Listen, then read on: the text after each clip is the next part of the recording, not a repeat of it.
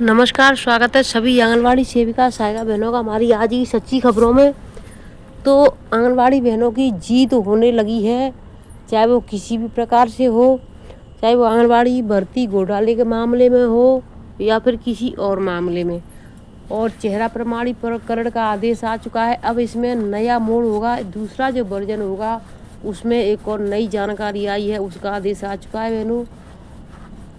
और जो बजट की जानकारी उसको तो 4 से 5 नई जानकारी हैं। वीडियो को पूरा देख लें। जिन्होंने कल की वीडियो नहीं देखी है तो बहनों जा कर के देख लें।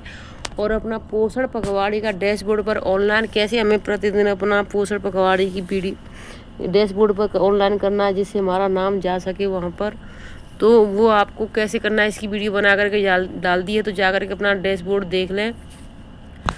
क्रोम या गूगल से ये इस तरीके से भरना है। तो सबसे पहले मैं आपको बताना चाहूँगी, जिला कार्यक्रम अधिकारी सीतापुर का आदेश है 9 तारीख का निकला हुआ है बहनों, 9 अप्रैल 2025। आंगनवाड़ी कार्यकर्ती मानदेय आधारित सेवा हेतु नियुक्ति बाल विकास एवं पुरस्कार विभाग उत्तर प्रदेश शासन द्वारा निर्गत शासनादेश संख्या दिनांक 21 मार्च 2023 में वर्णित व्यवस्था अनुसार एवं जनपद स्तर पर गठित चयन समिति की स्तुति पर जिला अधिकारी सीतापुर के अनुमोदन उपरांत श्रीमती रेणु देवी पत्नी श्री आशीष कुमार निवासी हीरापुर माननी परगना औरंगाबाद तहसील मिश्रिख की नियुक्ति आंगनवाड़ी केंद्र सीतापुर है, इसमें गलत लिखा है, सीतापुर में आंगनवाड़ी कार्यकर्ती के पद पर बाल विकास परियोजना गोदला मऊ जनपद सीतापुर में दो हस्ताक्षरी कार्यालय के पत्रांक संख्या दिनांक 17 मार्च 2025 को की गई थी, यानी उनकी नियुक्ति हो गई थी आंगनवाड़ी में। तदुपरांत आपकी आय के संबंध में हिंदुस्तान दैनिक समाचार पत्र में खबर प्रकाशित हुई, जिसके संबंध में तहसील मिश्रिख द्वारा तहसीलदार को जांच हेतु पत्र प्रेषित किया गया। यानी जो अभिलेख जो आय प्रमाण पत्र बनाते हैं वो कौन बनाता है? तहसीलदार। तो तहसीलदार जितना ज़्यादा खाएगा उतना कम बनाएगा। आप उसे कह दो 10-20 हज़ार ले लो, आप इतनी आय कम आय का बना दो, तो उसने उसी तरीके से बना दी।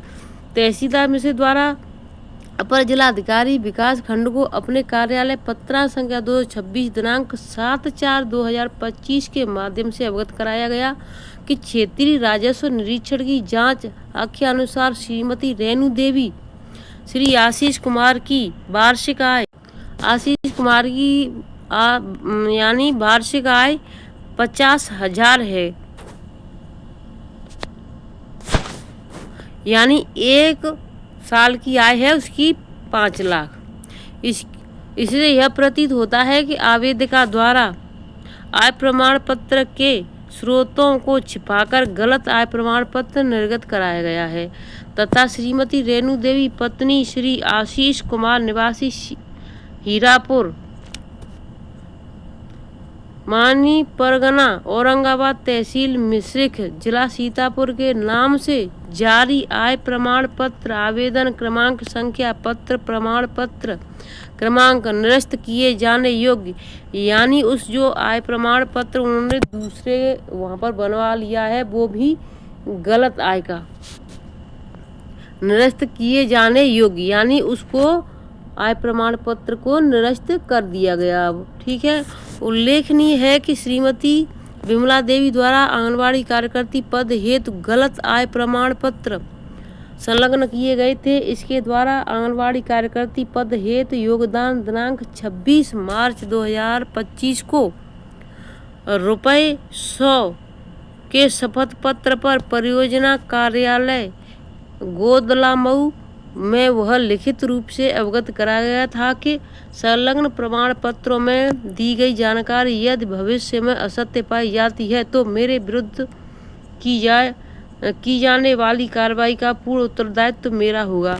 यह सेवा में पृथक किए जाने पर मुझे कोई आपत्ति नहीं होगी। श्रीमती विमला देवी का चयन इसके द्वारा प्रस्तुत गलत आय प्रमाण पत्र के आधार पर आंगनबाड़ी केंद्र सरोसा प्रथम ग्राम सभा सरोसा विकासखंड गोदला मऊ में हुआ था। जिलाधिकारी महोदया के दिनांक 8/4/2025 को प्राप्त अनुमोदन उपरांत आपको आंगनबाड़ी कार्यकर्ती के पद से पृथक किया जाता है। तो यानी कि 2 जो आंगनबाड़ी हैं उनको पृथक, यानी दो आंगनबाड़ियों की सेवा जो नवयुक्त थी, जो नई लगी थी, उनकी सेवा मुक्त कर दी गई। यानी गलत तरीके से उन्होंने ये लिया था।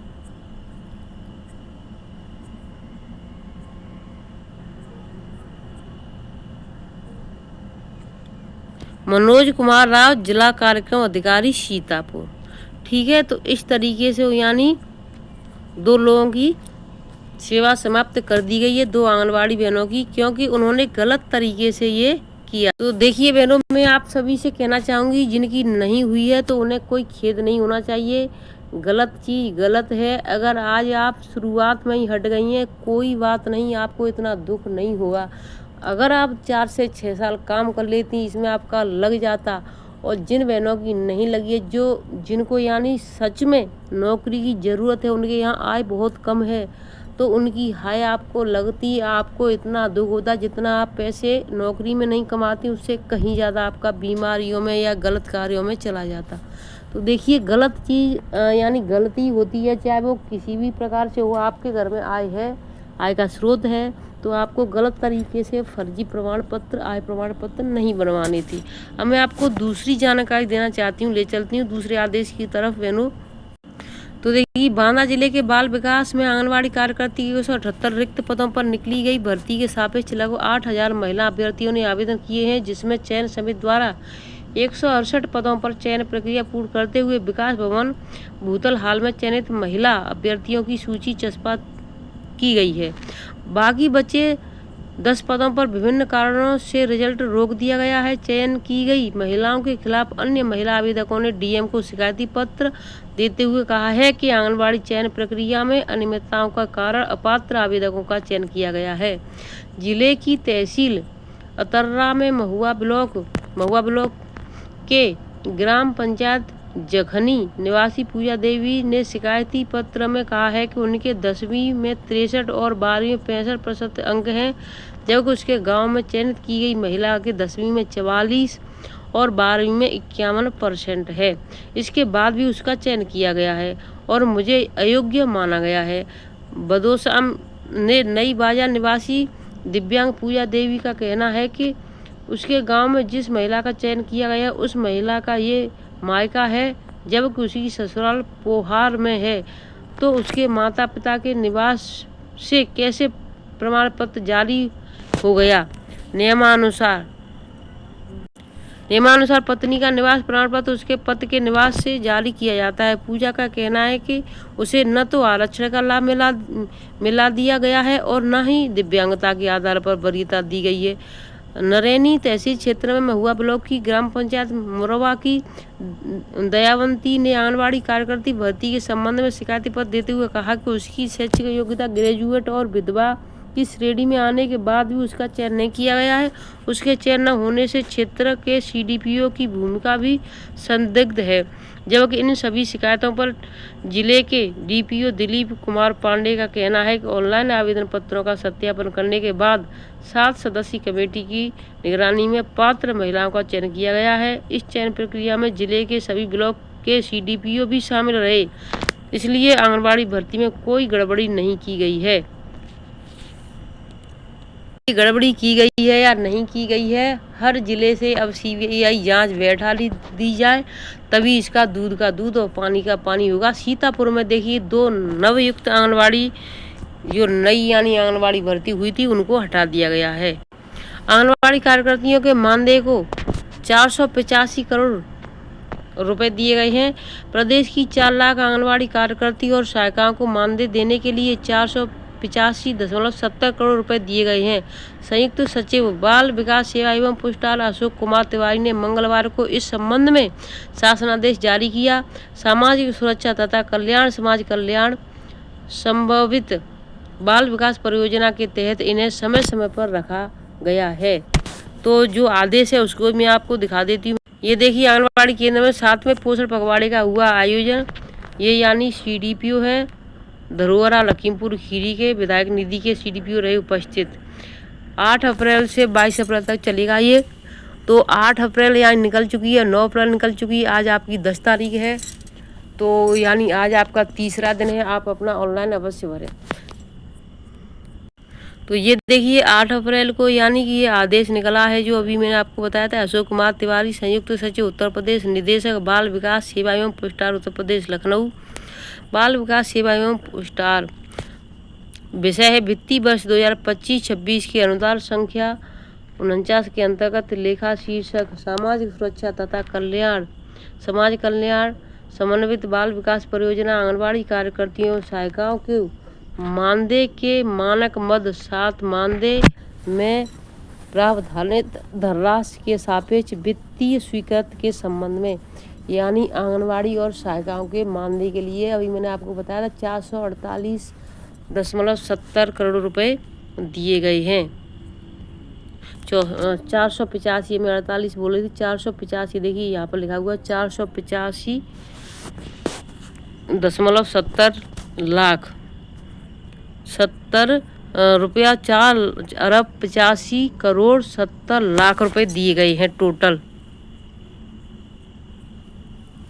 4,85,70,00,000 रुपए वित्तीय स्वीकृत निम्नलिखित शर्तों के निम्नवतों के अधीन राज्यपाल महोदया प्रदान करते हैं। नियम व शर्तें प्रतिबंध हैं। तो देखिए नियम और शर्तें क्या हैं वो आप सभी को हमें इसकी जानने की ज़रूरत नहीं है। जो भी है वो निदेशक जी जाने, वहाँ से ही आता है सभी का मानदेय लग करके। अब मैं आपको जो पोषण ट्रैकर की समस्या है जिसका आदेश आ चुका है उसको मैं आपको बता देती हूँ। वीडियो को पूरा देख लें। मैंने जिन्होंने चैनल को सब्सक्राइब नहीं किया है तो अवश्य कर लें। तो देखिए पोषण पखवाड़े की आप सभी को पता है 4 मुख्य थीमें हैं। पहली, जीवन के प्रथम 1000 दिवस, गर्भावस्था से लेकर शिशु के जन्म के प्रथम 2 वर्ष विशेष रूप से ध्यान केंद्रित किया जाना है। दूसरा, लाभार्थी मॉड्यूल का लोकप्रियकरण। तीसरा है कुपोषण प्रबंधन के लिए मॉड्यूल का क्रियान्वयन और बच्चों के मोटापे की रोकथाम के लिए स्वस्थ जीवन शैली। सबसे मेन चीज़ है बच्चों का मोटापा खतरनाक होता जा रहा है। तो देखिए ये यानी मैंने इसको ट्रांसलेट कर लिया है। पोषण ट्रैकर के लिए 2 कारक प्रमाणीकरण 3/4/2025 का PDF है, यानी 3 तारीख को निकला है। महिला एवं बाल विकास मंत्रालय भारत सरकार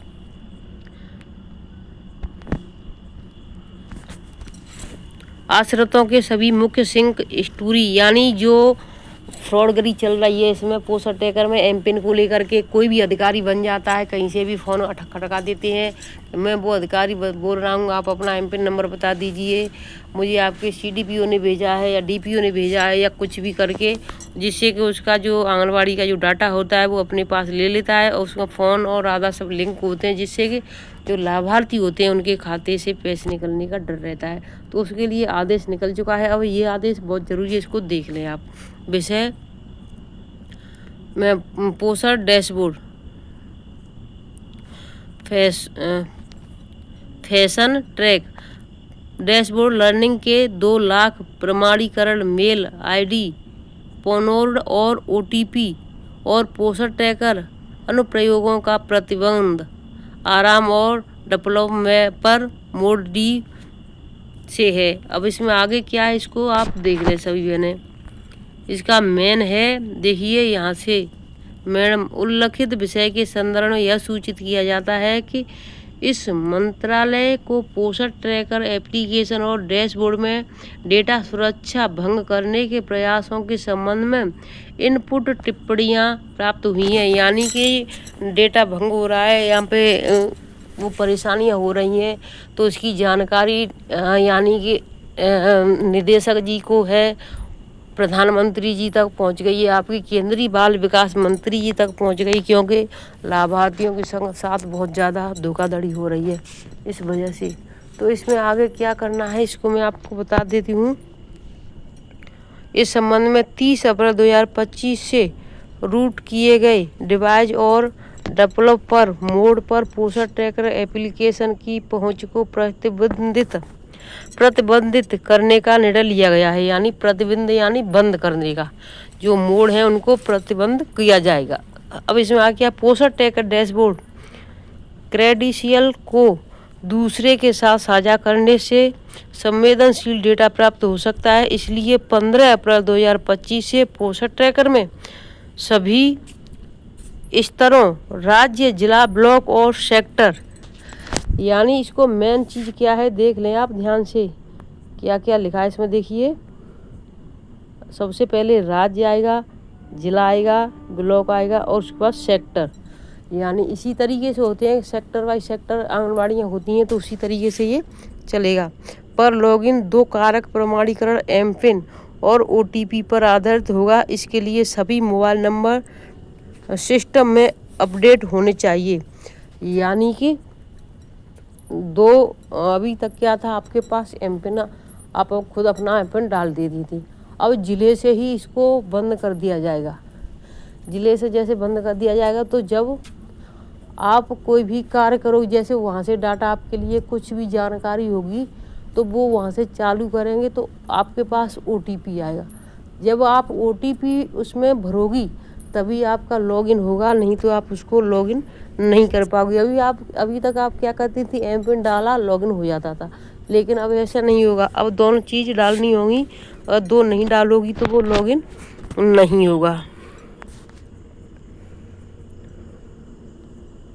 इसलिए सभी मोबाइल नंबर सिस्टम में अपग्रेड होने चाहिए। यह भी अनुरोध किया जाता है कि सभी संबंधित अधिकारियों को निर्देश दिया जाए कि ये अपने पोषण ट्रैकर क्रेडेंशियल किसी के साथ साझा न करें। यह सक्षम प्राधिकारी के अनुमोदन में जारी किया जाता है। ईमानदारी से डायरेक्टर पोषण अभियान MWCD अर्किया दास। मैं कापी ICIO DIC NEGD को उपरोक्त सभी बिंदुओं पर आवश्यक कार्रवाई करने हेतु जानकारी के लिए कॉपी करें। तो यानी कि पूरी जानकारी आपको अब हो चुकी है कि ऐसे इस तरीके से करना है। अब आपके पास देखिए 15 अप्रैल तक ये लास्ट समय है। 15 अप्रैल के बाद में आपके पास क्या होगा, कैसे OTP आएगी, जो भी होगा जैसे भी होगा हम आपको समय से बताते रहेंगे। तो समय से आप वीडियो देख लिया करें सभी बहनें, चाहे वो किसी भी राज्य से हों। और चैनल को जिन्होंने सब्सक्राइब नहीं किया है तो बहनों सब्सक्राइब कर लें। कल सुबह की वीडियो देख लें। फिर मिलती हूँ आपसे इसी तरह की नई अपडेट के साथ। तब तक के लिए धन्यवाद।